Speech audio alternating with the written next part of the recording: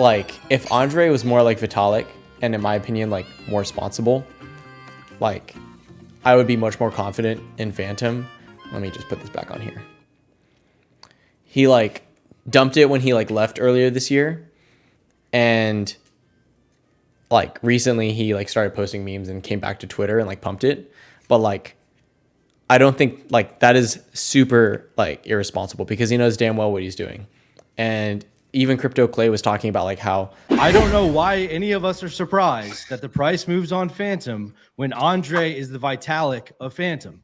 If Vitalik woke up tomorrow and said, fuck it, I'm out, ETH's price would go to the floor. It would absolutely tank. I guarantee it. And then if he came back, it would probably go back to the moon. To me, like, this is logical. It's not, yeah, the guy's like a deity of this space for Fantom specifically. It doesn't surprise me at all that thing goes up 30% when he comes back, because he is the guy who built it, truly. And marketing is a huge aspect of any business or blockchain. And the fact of the matter is that he is really good for Fantom marketing. He has a ton of Twitter followers. Memes are a way that people interact with things on Twitter and other platforms these days. I mean, I 100% agree with you, Clay. That's sort of what I was saying earlier. If he's just popping back up for a second, that's not like a sustainable improvement to Fantom. But if he's like actively working and participating in the network, then I think that's definitely super bullish for Fantom. Like Andre, like he pretty much owns and runs Fantom. Like the Fantom ecosystem moves pretty much at his whim. Crypto Clay was comparing like Andre is like the Vitalik of Fantom. But Vitalik doesn't like, oh, I quit Ethereum or whatever, and then just leaves and dumps the whole thing, or makes the whole thing dump. Like, I think that's super irresponsible. Like, he knows how much, Andre knows how much power he has, and it's too, even if he doesn't own any Fantom, which I know he does, but even if he didn't own any Fantom, him just doing stuff like that would like cause a pump and dump, or a pump or dump from Fantom. And I just think that's like, it's too risky to have someone like that in the space. I don't think he really prepared to be like a social presence. And like, I think it's fine, but him like treating the entire ecosystem the way he did was like really fucked up. Yeah, I don't think Andre's good for Fantom. I think he's good for Fantom because he basically like made Fantom and like runs it from a tech standpoint. And I think that's great. Socially, I don't think he's a good figure to be like in Fantom. Like if he had never come back to Twitter, I would have been more secure in Fantom. But I do think the tech is good. I do think the community is good. The NFT scene is great. But also like the business development and the marketing side of Fantom is like severely lacking, like so severely lacking. And I think by the time, and this has been the case for like literally everything from the foundation, it's always like too little too late. And even by the time they have FVM and the best tech and all the ducks are in a row, like it's going to be too little too late. Web 2 companies are already going to have partnerships with Polygon or other chains. It's like, I don't know about Solana anymore, but like they're already going to have establishments with other chains, and it's going to be a uphill battle when it didn't have to be like basically like now, or even like the past year. Yeah, the fact that they're letting their competitors, like other chains, make partnerships and deals already is only making it harder for them in the long run, because they already have, like Fantom already has the tech to blow all these other chains out the water. Even if they made a partnership now and it's not as scalable, or it's not like the ducks aren't as in a row or whatever, like they could be doing that stuff now and still like succeed just as much as the other chains. The fact that they're not, they're like shooting themselves in the foot. It's gonna be too little too late by the time they consider like partnerships. FVM's made and like all the tech ducks are in a row. It's not gonna be as easy. Even if you show them like the best tech, like they're gonna be, oh, well, we already have partnerships with Polygon, you know, with Solana or whatever, or AVAX. Because all these chains are like doing the biz dev work, and Fantom's not doing that or marketing or anything. Like all they're doing is posting stuff on YouTube and on Twitter. Like the only audience that they're reaching with their marketing are people that already use Fantom. It's like, what do you want us to do? Do you want us to stay longer or what? Are you trying to get your Fantom holders to like hold Fantom longer? Or are you trying to like find new users? Like what are you doing with your marketing? Fantom marketing is like super backwards.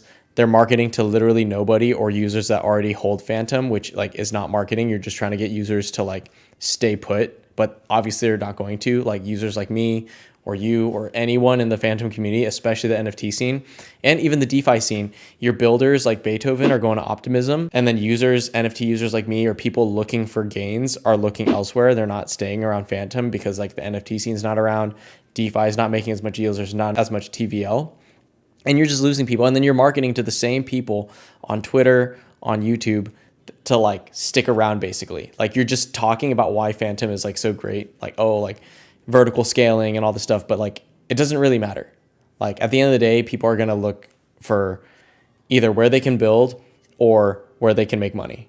And I mean, at the end of the day, it's where they can make money. The fact that Fantom is just not focused on bringing in new users is like super sad and abysmal and too little too late. Twitter. All right, here are all the echo chambers on Web3. Sorry, I meant to play Kirby and now I'm going on this rant. The echo chambers that get you literally nowhere is one, Twitter Space. Like Twitter Space, the only people that listen to any Twitter Spaces are people in Web3. Unless you're trying to market to an NFT community, like, or a new group of users that already know what they're doing, or Web3 literate users, then Twitter Space works.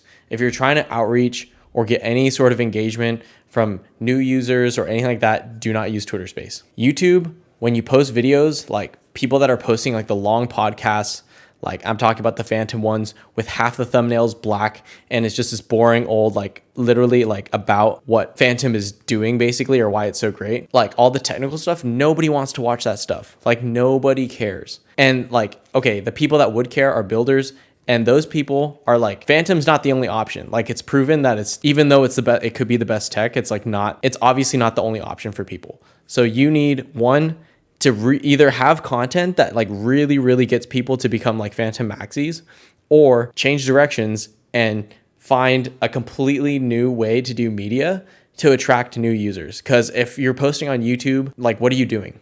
You know, like you should be like looking for new users because that's a place to look. Twitter, you post threads. Everyone that reads your threads on Twitter is Web3 literate already. Twitter is out of the picture. When you're looking for like new users, don't go to Twitter. Twitter Spaces, Twitter Threads, unless you're like completely new users. If you're looking for like people that are Web3 literate, yeah, you can post a thread. But the only people that are going to read your thread are people in your chain, because that's how siloed off everything is. People really need to take a hard look at where they're posting their content and basically like what they're posting.